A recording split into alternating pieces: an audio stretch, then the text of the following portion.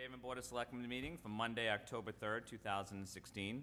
The first order of business is please rise for our Pledge of Allegiance. I pledge allegiance to the flag of the United States of America and to the republic for which it stands, one nation, under God, indivisible, with liberty and justice for all. Mr. Reese, can you give us an update for tonight's meeting? Certainly. A couple of things on the agenda that were on the agenda that will now not be on the agenda is under appointments. Adam Wynot, Nightcrawl's Inventions, and the continued public hearing for DeSalt Auto Sales, which will be postponed until October 17th, the next Selectmen's meeting. In addition, under executive session, litigation, Lee Mygel versus the Town of Fairhaven will not be discussed. Also, Selectman Freitas contacted me today to say that unfortunately he is ill and will not be able to come to tonight's meeting. Okay, thank you. And this meeting is being broadcast and taped by the Government Access Channel. Any member of the public also has the right to make an audio-video recording of the open session of this public meeting. A member of the public who wishes to record this meeting must first notify the chair and must comply with any reasonable requirements so as to not interfere with the meeting. The chair is required to inform other attendees of any such recording at the beginning of this meeting, and we are also audio taping this for our office. So the first order here, under A, minutes, approve the minutes of August 8, 2016, meeting in open session. Is there a motion to approve? Motion to approve. I'll second that. Motion been made and seconded. Any further discussion on the motion? Hearing none, I will call for vote. All those in favor say aye. Aye. Aye. None opposed. Next, we have the approval of the minutes of August 8, 2016, meeting in executive session. Is there a motion to approve? Motion to approve. I'll second that motion. Motion made and seconded. Any further discussion on the motion? Hearing none, we'll call for vote. All those in favor say aye. Aye. Opposed? Passed unanimously. Next, we have the approval of the minutes of September 19, 2016, meeting in open session. Is there a motion to approve? Motion to approve. I'll second that motion. Motion made and seconded. Any further discussion on the motion? Hearing none, we'll call for vote. All those in favor say aye. Aye. Passes unanimously. Next, we have the approval of the minutes of September 19, 2016, meeting in executive session. Is there a motion to approve? Motion to approve. I'll second that motion. Motion made and seconded. Any further discussion on the motion? Hearing none, we'll call for vote. All those in favor say aye. Aye. Opposed? It passed unanimously for the two members here. Town Administrator's Report, Mr. Reese. Yes, thank you, Mr. Chairman. Last week was very busy as we held several meetings with our unions to continue our negotiations. We met with the clerical union, the police union, and the dispatcher union. I will discuss those in executive session later on in the meeting. In addition, this week on Wednesday, we're meeting with the fire union to continue those discussions. We had a telephone conference with Moody's, who is our bond rating agency, this past week. As you're probably aware, the last time Moody's rated us, we had a negative outlook, and they're required under their procedures that after a certain amount of time to check back in with the communities to see where we stand in terms of the overall financial condition. I think we presented sufficient information to remove us from negative to at least stabilized, if not the next step, which is negative, stable, and positive. But we'll see what happens when they come back later this week with that rating. As you also, the board is aware, we held our goal-setting workshop this last Saturday morning. On further reflection, I think it was a very positive meeting. I think it was a great opportunity for the board to fulfill your primary role, which is policy setting for the town, and for an opportunity to work as a group in building consensus on what those policies will be going forward. So again, I think I commend the board for your cooperation and participation in that. Thanks. Thank you. Later on this week, I'll be meeting with, Bill and I will be meeting with representatives of Kirk & Company, the consultant that's been hired to look at the Rogers School. It's a preliminary meeting. We want to flesh out with them their timeline for going forward with the project and their outreach program, two key components of the project that we'll be embarking upon. In addition, the Oxford School, I've been contacted by the Bell Committee, who have put forward some plans for the restoration of the cupola at the Oxford School. I received the plans that will be submitted now to the building inspector for his review and approval, as well as to Stratford. As you recall, there was a provision in the purchase and sale agreement that said we could put the cupola back up, but that they reserved the right to make sure that we did it properly. There are representatives from the Bell Committee in the audience. They're very excited, as am I, that this project is moving forward, and they're available if you have any questions for them. Nils, I know you have something prepared. Well, I do. I'm excited about the project, you know, and it's moving forward. Thank you. And Thank you. it's gonna restore the skyline back to the Oxford School. Because every time I drive by, I go, oh man, you know. But it's the plans are done, are engineered with Keith Sylvia and his engineer, so we're in good hands. I believe we're in good hands and we're on a good path to get this done. I'd like to get it done ASAP. You know, so we're gonna get some paint, we're gonna paint the cupola, so it's gonna be nice when it goes back up. That's it. Any other you have questions? No? I thank you for doing all that work, and thank you, Ms. Sylvia, always for your dedication. Yes, Mr. Brady? It's always been our goal since the cupola was taken down, the revere bell taken out, and the inception of the Bell Committee to get the cupola back. And with Keith Sylvia, his company, the engineering company, everybody providing all their services, so that's like enabling us to do that. So once we get, Stratford will be the final leg. If they give the okay, then we'll proceed through Mr. Reese with it, and prepping and the millwork and all that, and see what day it is, and of course we'll let everybody know, but, you know, our goal is, it's come to fruition that we've actually are able to do this. So, again, I want to thank all the volunteers associated with this project for their hard work and dedication on this. I think it's a real great example of community spirit and outreach. Yep, if I could, Mr. Chairman, also just the same thing, I'm just glad we're going through this, you know, the proper way of going, get the engineering, submit it to Stratford, make sure they approve of it, and then, but it's nice to see all the volunteer activity that's coming in, even the engineering, so. Well, you know, it would be better with the engineer plans easier for Stratford instead of, you know, drawing it on paper and just say, well, who is this person that's putting it back? So Right. this way here they have a little bit of a idea saying, well, these people know what they're doing, you know? Mr. Medeiros, you had? Yes, the North Haven Improvement Association would like to install a bell, on the rear bell, obviously, in the cupola prior to putting it up. And we've contacted the former Dias to see if they have one. We know that there's one at the Haven Village, which is owned by Ed Fish, and we're looking into that one. And would also like to get the word out to the developer that we have an elephant. We could, like, get one, we build one and put it in while he's working on it. We do it at the same time.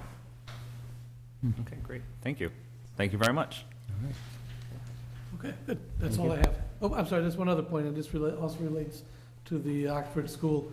We're in the process of trying to find the deed for that building. As you know, it's quite old. Yeah. And so in order to get to track that down, we've hired a title expert through Bill Roth's office to come in and help us go through all those land use records to try to tie down that deed, which is necessary for us as we go forward or Stratford goes forward with grant applications and things of that nature. Okay, thank you. Okay, great. Thank you.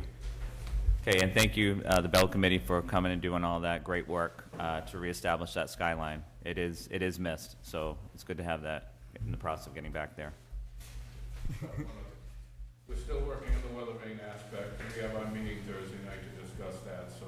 Okay. You know, whether or not that actually will go back is undetermined at this point.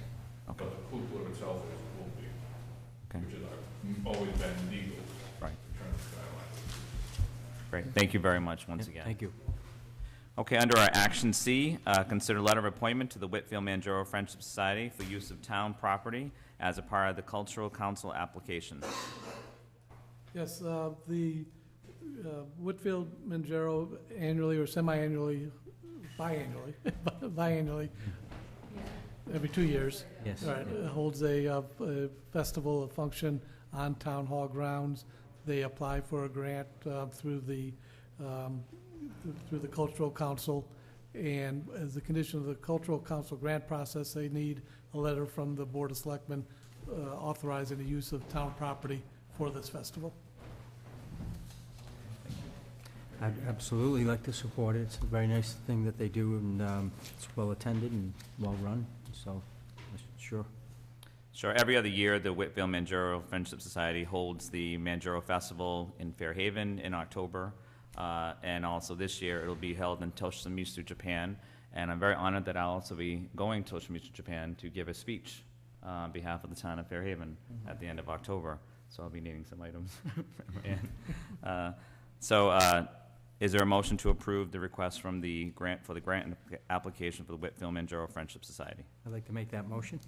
I'll second that motion. Any further discussion on the motion? Here and now we'll call for vote. All in favor say aye. Aye. Opposed? Passes. Yep. Okay, that's done. Consider the appointment of Cody Tebow to the Fairhaven Bell Committee. Did I say your last name right? Yeah, Tebow. Very good, Tebow.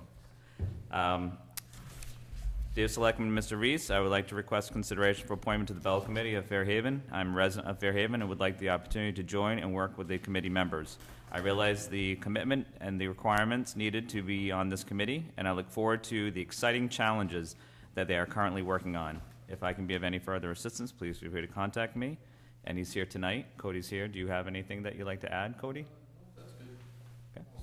All right. Well, thank you very much for coming in tonight. Selectman Esmadola. Definitely like to support. It's nice to see a young person coming forward, and I believe I remember Cody from his days in the Little League, although he didn't have a beard back then, but no, we appreciate you coming forward to help us out. Thank you. So there is a motion to appoint Cody to the Bell Committee. I'd like to make that motion. I'll second that motion. Yes, discussion on the motion. We're looking for it to be a full member. A full member We of have the an Bell. opening for a full member. You have an opening for a full member? Okay. Okay. So is there a motion to appoint Cody Tebow to a full member of the Bell Committee? I'd like to make that motion. I'll second that motion. Thank you for that clarification. Any further discussion on the motion? Here now we'll call for vote. All those in favor say aye. Aye. Opposed? It passes. Consider approval of, thank you, and you'll have to get sworn in by our town clerk, okay, before you become, can be officially brought into that committee. But you can still go to the meetings, but you just can't vote until you get sworn in. But Eileen will do that in the town clerk's office anytime between 8:30 and 4:30. Okay. Consider the approval of the restricted music license for the Nook Cafe. The Nook Cafe is applying for a restricted music license, weekdays only. And Mr. Reese, do you have anything to add to this? This is the Nook Cafe on Washington Street, 58 Washington Street. This has been handled through our licensing officer, Lori, in our office, and I believe she said everything's in order. Okay. Is there a motion to approve the application for restricted music license? Nook Cafe. I'd like to make that motion. I'll second that motion. Any further discussion on the motion? Here and now we'll call for vote. All those in favor say aye. Aye. It passes. Consider approval of Town Hall Auditorium use application for a birthday party on October 29th, 2016. Mr. Chairman, if you ever need water, there's also, they applied for a beer and wine license, but, and I'd like to point out that they did not submit their, liability, and they were told several times to submit a liability, but they have not. Okay, well, without the liability, we can't approve that aspect of this tonight. But they're aware that they have to turn that in. They were told several Okay, all right, okay. They have the serve safe application, but they have to give the liability certificate? Okay. Could we make the vote contingent upon, in other words, if they do submit that, then we'd be okay with it? Yeah. Yeah, okay. But you could Permission is make it contingent upon the town administrator approved. confirming that there is appropriate liability insurance. Okay. Right. Okay, this is for the application for the use of Town Hall Auditorium for a birthday party, and the applicant, Beth Beacott, who I do know the Beacotts, and so this dates and times requested Saturday, October 29th. It's been approved by the Fire Department, Police Department, Building Department, Health Department. So is there a motion first to, for the application for use of Town Hall for October 29th, 2016? I'd like to make that motion. I'll second that motion. Any further discussion on the motion? Hearing none, we'll call for vote. All those in favor say aye. Aye. Opposed? Passes. Now, is there a motion for a special one-day beer and wine license for a birthday party, 7 p.m. to midnight, with the caveat that they will get the statement of liability to our town administrator Prior to the issuance of the license. prior to the issuance of that, this particular license, one-day license? That it'll be approved by the town administrator for it to be valid, but yes, I'd like to make that motion. I'll second that motion. Any further discussion on the motion? Hearing none, we'll call for vote. All those in favor say aye. Aye. It passes. Consider appointment of Pam Keechler to the Millicent Library Board of Trustees. She is our selectman's representative, and this is a 4-year reappointment. So this letter states, this is from Carolyn Longworth, the library director, that the term of Pam Keechler as library trustee will be expiring in 2016. She would like to know if the selectmen could go ahead and appoint her so they'll be ready for their annual meeting, which was held last month, so they are waiting for this appointment here tonight. Ms. Keechler became a library trustee in 2014 when the selectmen appointed her to take over a vacant slot for the term which ends in 2016. She's only served 2 years. Ms. Keechler expressed an interest in remaining on the board for a full 4-year term, which would end in 2020, and has been a valuable addition to our board. We especially will be needing her expertise when we begin our next long-range planning update. Thank you, and sorry for the delay. Sincerely, Carolyn Longworth, Library Director. Is there a motion to reappoint Pam Keechler as a 4-year term for a library trustee? I'd like to make that motion. I'll second that motion. Any further discussion on that motion? Hearing none, we'll call for vote. All those in favor say aye. Aye. Aye. Opposed? It passes. Consider site plan approvals for Fairhaven Gas. Yes, there's 2 things that the board is being asked to consider this evening. One is approval of the site plan that's included in your package, and the other is a revision of the current licenses to reflect what is on the site plan. The board previously had approved 33 parking spaces for this piece of property, 5 used cars and 28 repair cars.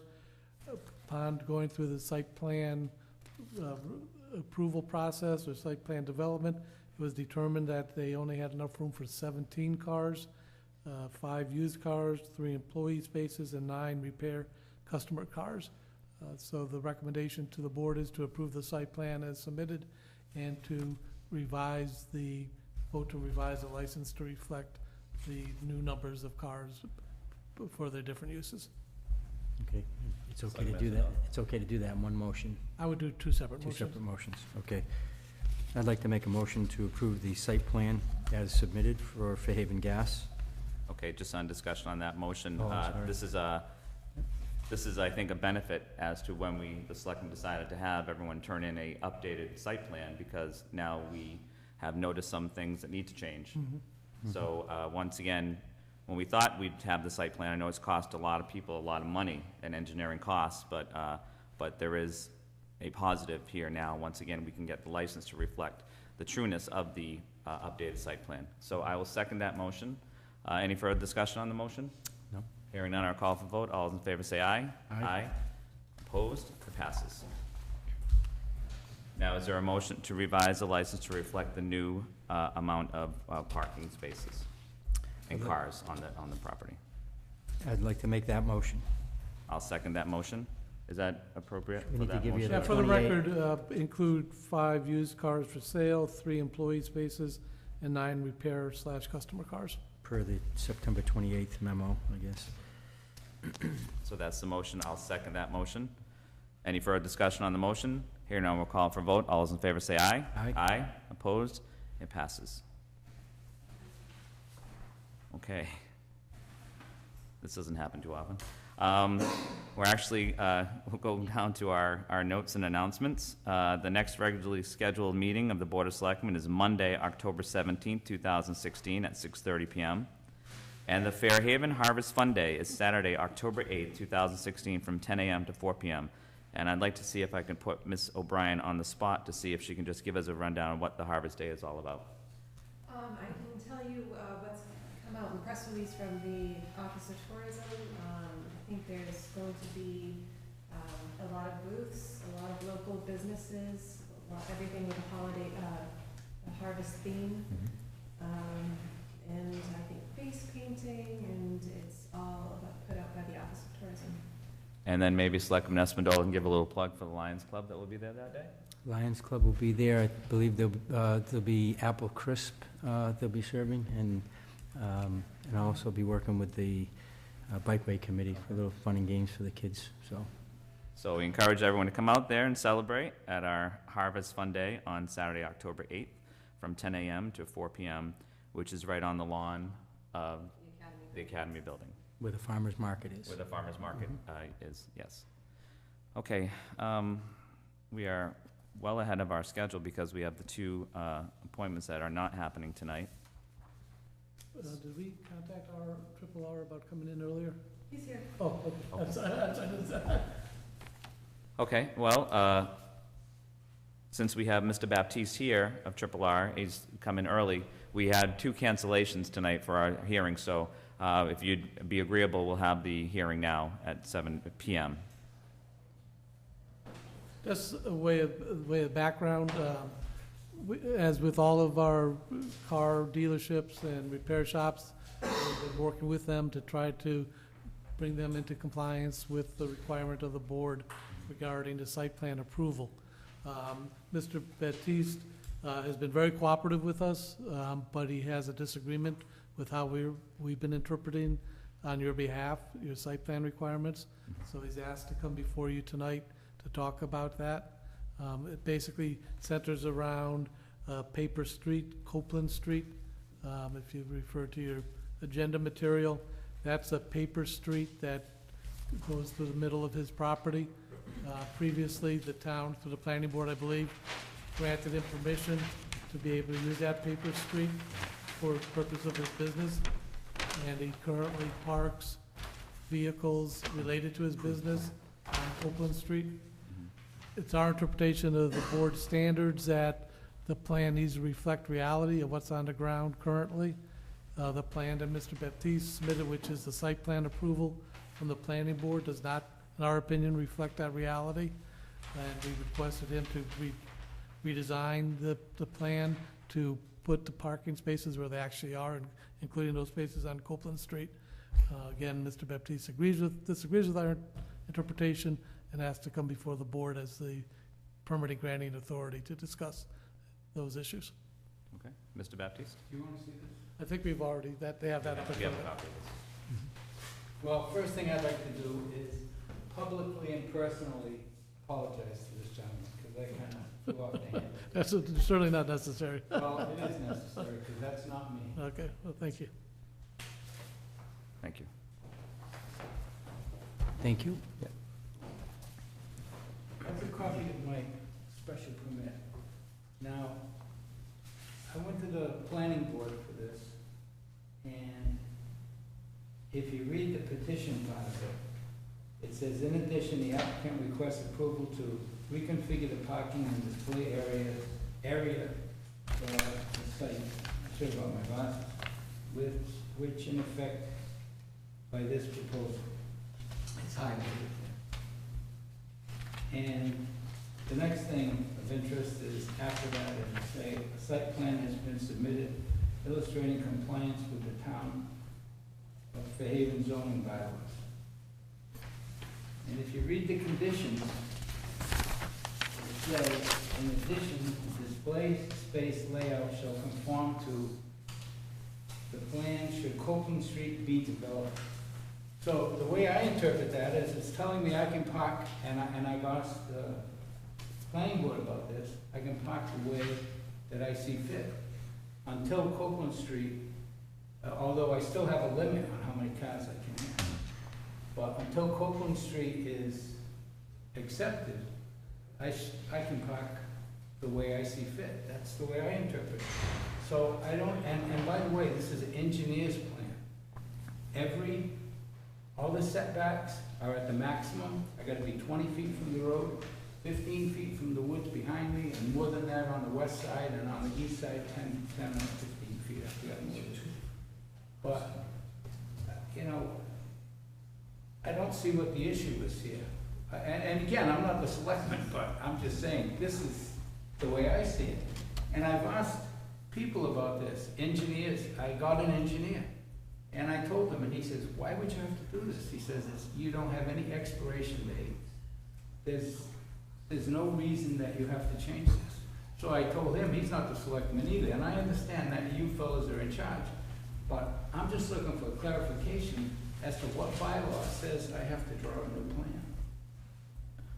Okay, do you want to? So I have a question about, without having to go through and count up all the spaces, the number of cars that are permitted as per this plan, are they making an assumption for cars parked in Copeland Street, or would this change the number of cars that he's allowed? I thought it didn't change. No, I mean, the plan that's submitted to you reflects the number of cars that is allocated.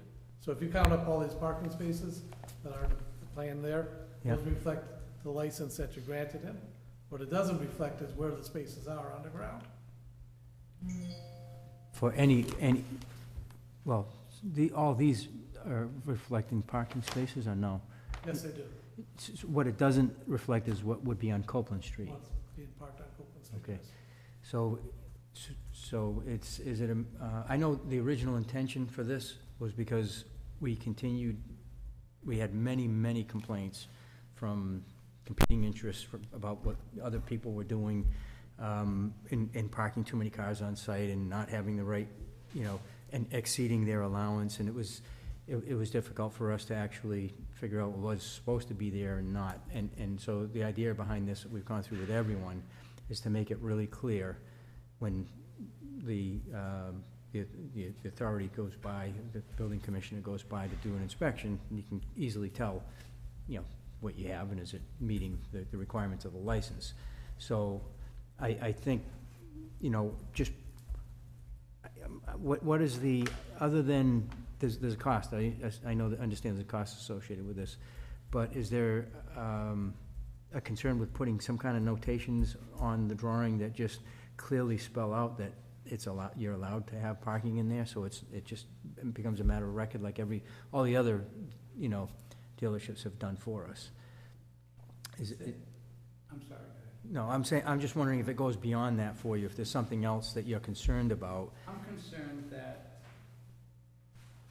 if I draw up another plan, it's gonna be scrutinized, I know it is, and I'm gonna lose cars.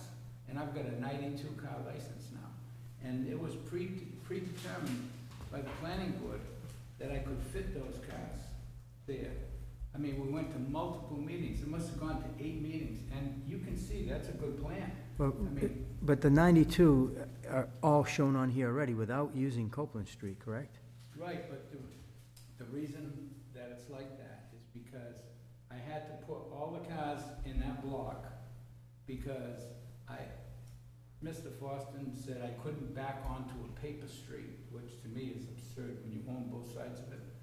When you own both sides of it, the state says you can use it like it's yours. You can't build anything on it, but you can use it. But Mr. Foston said I couldn't back onto a paper street. And I mean, I've got all the stuff here that when I went to the meetings, and there was many meetings, because it was just Well, for another. Can I just interrupt for Yeah, just a go minute? ahead. Just maybe Mr. Roth to comment on that. Do you think there's any reason why he should be restricted from backing onto that street if it's not being used? So this isn't being used at all right now, Copeland Street? No, it is. But not as, Mr. Baptiste is probably one of the few dealerships that actually has a valid special permit. All the other one, a lot of them predate zoning and special permit. He actually has two special permits, one for the west side of Copeland Street, and then the east side of Copeland Street is the revised permit where he did an addition, and you can see it where his building is. And there were fire lanes, all of the different things. At the time, and what we did with the special permit, and I was adamant about it, is that he had to show his special permit how he could accommodate his cars in the event that Copeland Street was ever developed. The planning board fully acknowledged through the condition, if you look at condition number 1, that they acknowledged through that condition that he could spread his cars through Copeland Street, the ones that are here, onto Copeland Street the way he was doing it, and at such time, if it was ever developed, then this would be the plan of record. The conditions actually are recorded at the Registry of Deeds. They're a requirement of special permit, so it runs with the land, it's binding, and so that's what the planning board did. They fully acknowledged through that condition that he was using Copeland Street, and I was at the, I had just been hired. This is one of the first, second, or third special permits we ever did, was to make sure that if Copeland Street was ever developed, that this is what he would have to do. So that's what the planning board did. And I understand that that was in 2002, but in 2015, we made it a priority of the selectmen to clean up all this kind of situation to make sure that everyone has a realistic, accurate plan. So He does. But in fact, he doesn't, because there is no signs of park. So we don't know. If we looked at this map, we have this. Yes, I understand that. So he has the use. We're not saying that he's going to lose any spaces or any cars. It just has to be an accurate, reflective plan that we are requiring of everyone. Everyone, every organization. We admit there's nothing, not because it's your gas station, your station.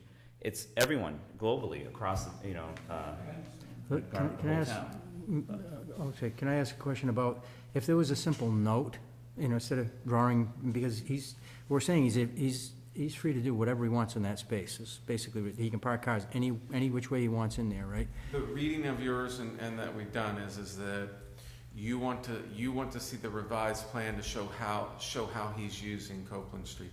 I think the conflict that you would have to, if you did require a revised plan that showed the layout, he would basically have to redistribute his cars from the previously approved, because how he does it over here is pretty much laid out around the building, and how he does it. It's really concerning these vehicles on this site on the west side and how they are distributed through Copeland Street. There would have to be some, if you did that to accurately reflect what he's doing, you would have to have some sort of note on there that references the special permit, that he would have to go back to that should Copeland Street, because I fear that by approving it, you're approving the use of Copeland Street, and it's in violation of the special permit. So if you did something, it would have to be very clear that should Copeland Street be developed, that he has to do a special permit. As I said, he's one of the only dealerships that actually has gone through 2 special permits. Right, and that's why I'm inclined to try to see if we can work this out with minimal impact, even if we have to have him put a note on the drawing. That's why I'm suggesting that if it was something as simple as putting a note on the drawing that says, Copeland Street, or simply refers to this document, and then says that parking it still has to not exceed the 92. Yeah, and actually his license is incorrect. That's 92, and the license I think is 98. So that actually has to be, and that's been carried over for a while. And he knew that. Actually, he pointed out to me that his license should be 92, not 98, during this whole review process. I mean, would that be an acceptable one of the solution? Issues is, if you put a note on it, that's fine. But one of the issues I think that we've grappled with is the note on revising this plan with a note still doesn't show the layout of how he looks and does it. And I think that's what Mr. Murphy's I just think, because we've Alluding required to. that, and a lot of, unfortunately, a lot of businesses have, extended that cost, of getting an engineer and getting there. But in order to be, for me personally, in order for this to be fair for every business in Fairhaven, I need a plan to approve that accurately reflects where the parking is. But if he's allowed to do whatever he wants, the permit says he can do whatever he wants in this area. If the note says, in addition to this parking, he can do whatever he wants in this area, then He's that. distributed that parking on that. What he's done is he's distributed the parking that, because it's really stacked in there, across Copeland Street. Right, He's distributed some of these vehicles here, he's distributed throughout Copeland Street. So what is the I mean, challenge of getting a plan that shows what the actual site layout is? And then if Copeland Street is developed, then you would have to go back to this previous plan. Yes, So, I understand that. I don't know why it's, Well, because if Copeland Street is developed, I understand that I have to park by that plan right there. correct. But the special permit says, until Copeland Street is developed, I can park any way I want. So there's no parking spaces assigned on the west side of the building. And I've never had an accident there. It was approved, I got a fire lane, nobody else has a fire lane. I got a fire system in the building, I did everything, it was approved by the selectmen, the planning board, the Department of Public Works, the police department, the fire department, every single one of them. Right. I don't deny you're telling the truth on that. I just am curious as to why we can't just get a plan that reflects where the parking spaces are, because in 2015, when this came out, all the businesses had to redevelop some of their plans. And in 2015, we asked for an accurate set of plans. We knew it would take some time, so we had an extension.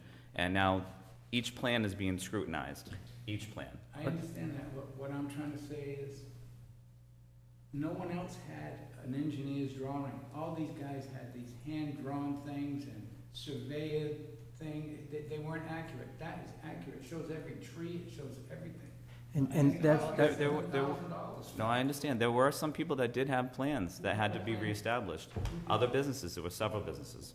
There were, but if, The Alden dealership's he's the only having to, one I know. he's having to redo his plan from. But he from doesn't the have a sessions. special permit, that's my, not argument, I didn't come here to argue, I Right. came here to clarify it to me. Mhm.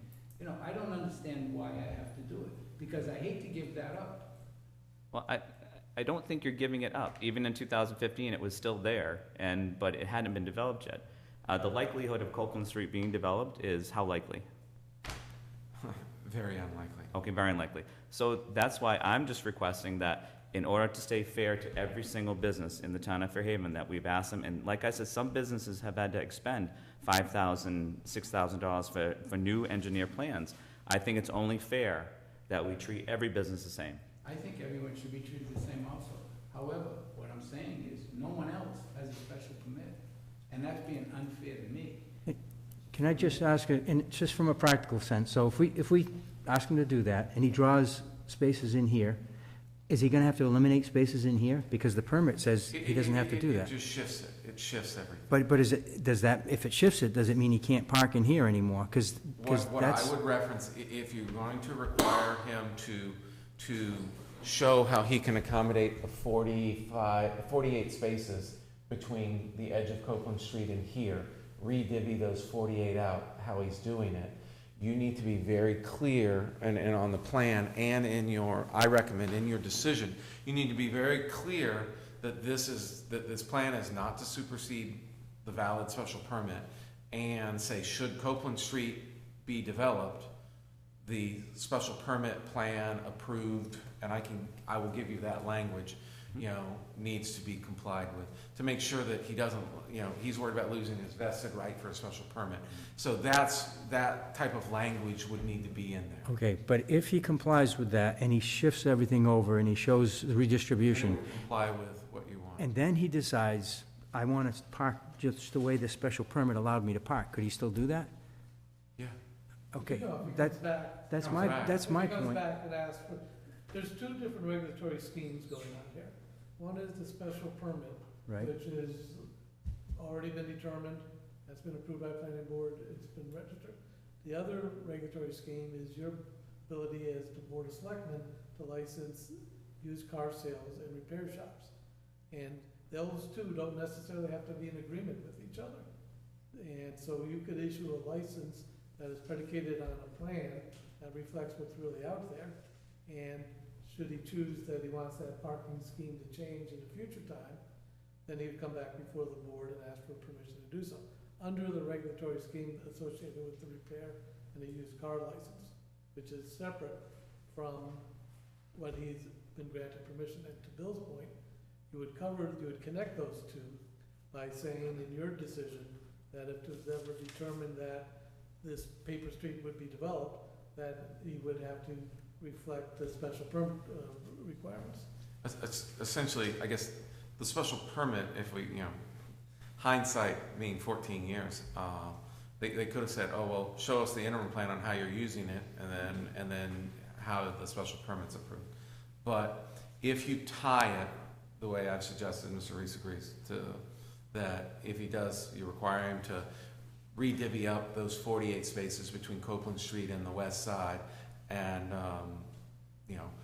it would be a note on the plan, and I could work with Mr. Baptiste and the engineer, but I would also be very, myself and Mr. Foster, I think, would be very specific on what we recommend. Here is the recommendation for the condition and what it would look like, because you want to tie, because the planning board fully acknowledged using Copeland Street, and so you just want a plan that shows how they fully acknowledge it, but then you need to fully acknowledge that if it were ever developed, then it reverts back to this plan, and then he's good to go. He wouldn't need to revise his plan. He wouldn't need to come back, he would be good to go, because then he'd just submit we'd have the updated plan, or the 2002 plan, that it would revert back to.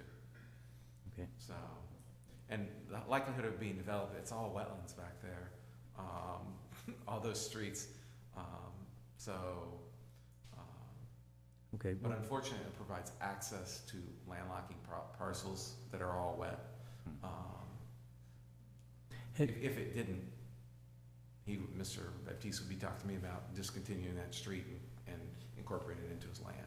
And we've had those conversations, but he can't do that. You can't do that. Why? Because it landlocks, because Copeland Street, there's some lots that are all wetlands that are on paper, Okay. that theoretically provides access. That would solve the whole. Correct, it would, but we can't do that. All right, so do you have any, knowing that, Mr. Baptiste, do you have any concerns about getting us a plan, like Mr. Roth said, and working with Mr. Roth on that so that he could And guide Mr. you through that? Foston. And Mr. Foston to guide you through that Here's the process? problem. There's no secret, there's a long-going feud with Mr. Foston and myself. And I know you don't appreciate that, but I'm just an honest person, and I'm just telling it like it is. I'm not gonna put frosting on it and say that all is good. But I'm worried Mr. Foston is gonna show up over at my place, and if I put parking spaces here and there, he's gonna say, hey, you can't park like that, you gotta do this. And then he's gonna push his authority on it. Now he can't, because it's a special permit, and it's done. As long as I abide by the rules, I've got the fire lane, I've got the fire system, there's never been an accident there. I got 26 feet, is it, for two-way traffic. Everything is done by the bylaws. Okay. And Okay, I'm just, if there's an issue between Mr. Foston and Mr. Baptiste or anybody, that's what my role is to work as an intermediary to resolve those issues in terms of appropriate enforcement activities. So I don't think that should be an issue in terms of this matter here. And I was, if I may, Mr. Chairman, I was gonna suggest myself too, that things might be a little different now from what you've been used to in the past because of that. I'm glad I got the clarification on him not having to go back and forth and, if he decided to go back to this, having to redo That's how we plans. would phrase it in the Right. in your Right. approval. But in the interest of, and I'd like to thank you for doing everything the right way, because all that you've described, everything the town asked, you've done in the past, and I appreciate that. So I think in this case, though, we have asked everyone to move forward to that point where the enforcement would be easier and more clear, so that we wouldn't have these disputes about what's on each property. So I think in the end, it's really what we were trying to drive at. The main thing to me was eliminating those inaccuracies in the plans that people had that weren't reflecting reality. So if your plan does, I think it would be a fairly simple Yes. procedure to redistribute the parking. It is a cost, I acknowledge that, but we've, in fairness, we've asked everyone for that. I understand that. The only point, and I hate to be repetitious, but the only point I'm trying to make is I'm the only one that spent that much money doing the plan the right way. And I told the planning board, when this was going about, that I'll do whatever they want. If they want me to paint my building pink, and this was the analogy I gave them, if they want me to paint my building pink, I'll paint it pink, as long as everybody else has to paint theirs pink. That was the analogy. And quite honestly, I don't think we'd be here today, and we wouldn't have asked everyone to go through all these procedures if we didn't have issues with people pointing the finger at the other guy saying, hey, he's got too many cars on his lot and I don't, and not being able to clearly enforce things. So, you know, unfortunately, it got the way it is, and we had to do something about it, and you know, but I'd like to be uniform in how we roll it out. So I think it's a burden. I recognize that. It's been a burden for everyone. Whatever you fellas say, use it about. I just came because I couldn't understand why I had to change anything because I have a special permit. Again, there's two different regulatory issues going on.